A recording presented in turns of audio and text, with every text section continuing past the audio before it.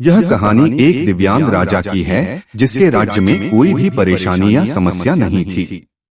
सभी लोग उस राजा से बहुत खुश थे और ऊपर वाले से धन्यवाद करते थे कि इतने अच्छे राजा को उनके जिंदगी में भेजे हैं। वह राजा दिव्यांग था, उसकी एक आंख नहीं थी और एक पैर नहीं था, लेकिन फिर भी राजा को इस बात का कोई मलाल नहीं था।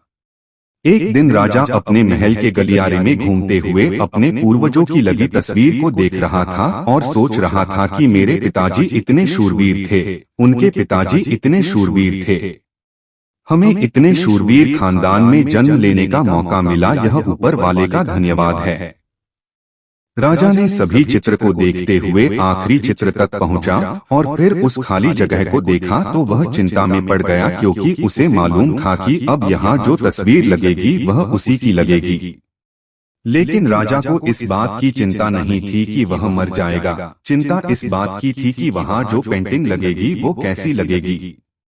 राजा का एक आंख और एक पैर ना होने की वजह से वह चिंता में पड़ गया और सोचने लगा कि इस गलियारे में इतने शानदार पेंटिंग लगी है, लेकिन मेरी एक आंख और एक पैर ना होने की वजह से मेरी ही तस्वीर सबसे खराब लगेगी और सबसे भद्दी दिखेगी।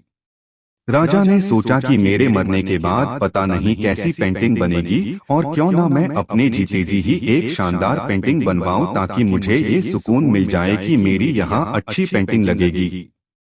अब उस राज्य में ऐलान करवा दिया गया और सभी पेंटर्स को बुलाया गया और कहा गया कि जो भी पेंटर राजा का शानदार पेंटिंग बनाएगा उसे शानदार इनाम मिलेगा।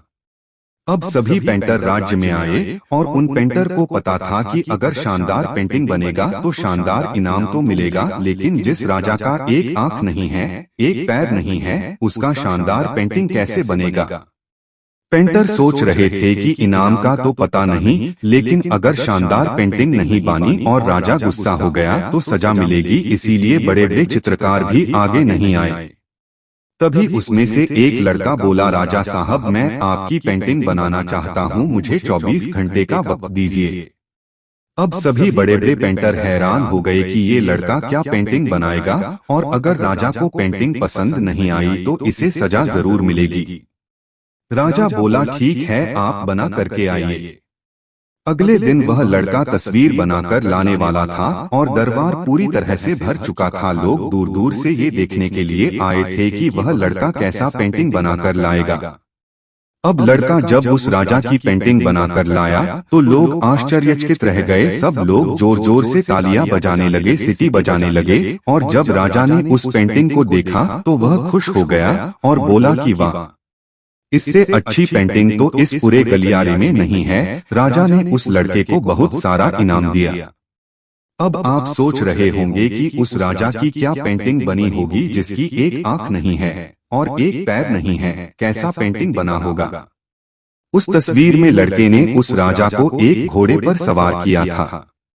एक साइड से उस राजा का एक पैर दिख रहा था और राजा तीरंदाजी करते हुए निशाना लगा रहा था और निशाना लगाते वक्त एक आंख बंद हो जाती है और उस लड़के ने उस राजा की वही आंख बंद की थी जो राजा के पास नहीं थी।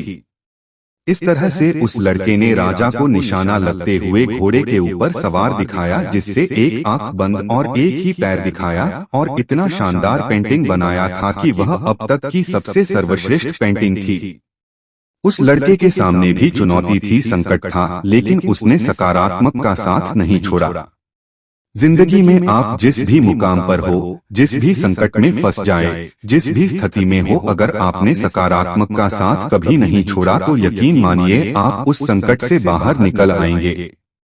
जिंदगी में उम्मीद का साथ मत छोड़िए, क्योंकि जिसने उम्मीद का साथ छोड़ दिया तो फिर जिंदगी उसका साथ छोड़ देती है। हर पल सकारात्मक रहिए, खुश रहिए, ऊपर वाले के आशीर्वाद के साथ और अपनों के प्यार के साथ, अपनी अच्छी और सच्ची मेहनत के साथ कर दिखाओ कुछ ऐसा कि दुनिया करनी चाहे आपके जैसा।